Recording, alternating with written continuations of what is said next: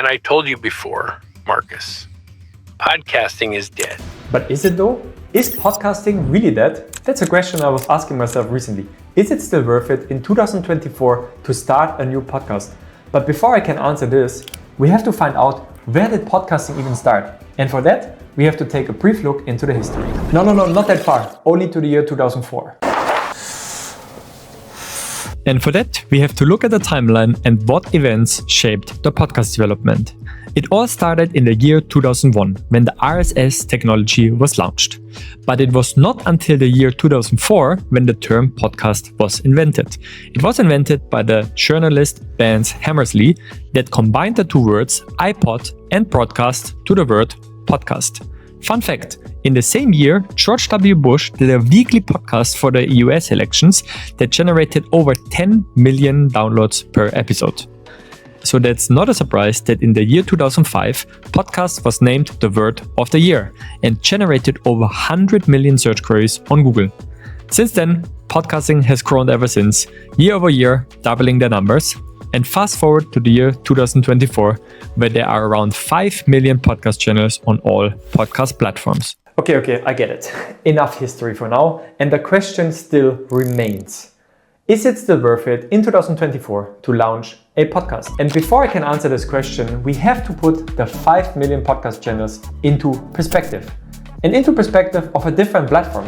So how much is 5 million podcast channels in comparison, for example, to other platforms? That sounds like a lot. No, Marcus, I mean, how much is it in comparison to a similar platform? If we look, for example, to the stepbrother YouTube, there are currently 85 million YouTube channels live. And if you compare that number to 5 million podcast channels, then you can see how much growth potential podcast channels still have in comparison to YouTube. Just looking at the growth potential compared to YouTube, this should already give you a good idea how much more ahead YouTube is and how much growth potentials podcasts still have in front of them. And I hear you're already saying, but how do I compete against 5 million podcasts if I only get started? If we look at your 5 million competitors, and I know 5 million sounds in the first instance a lot, but as a matter of fact, if we look closer at this number, then we find out that from 5 million podcast channels, there are only 30% that upload more than 7 episodes.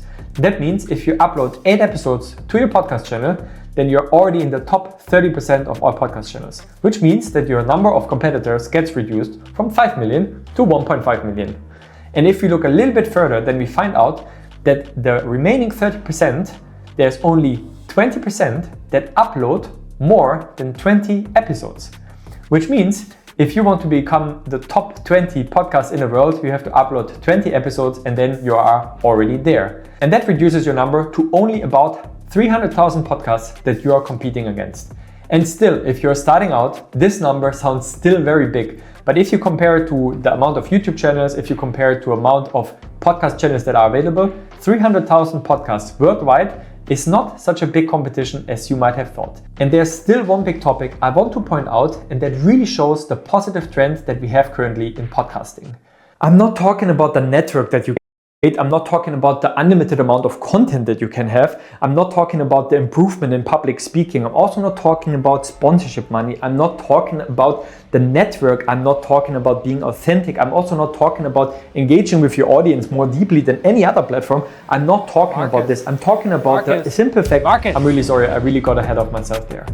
But the number one reason why podcasting is still not dead are the insane amount of investments that are currently made in the industry. 3 weeks ago, the Kelsey brothers secured €100 million back for their podcast. A couple of weeks ago, Call Her Daddy podcast was sponsored for another year for €70 million. And we all know that Joe Rogan earns around €100 million as an exclusive Spotify podcast that can also be on YouTube, by the way. So as long as those big investments are made into the industry, there are people that believe in the concept, there are people that believe in the medium, and it also must show in the numbers, because otherwise those companies would not spend this amount of money.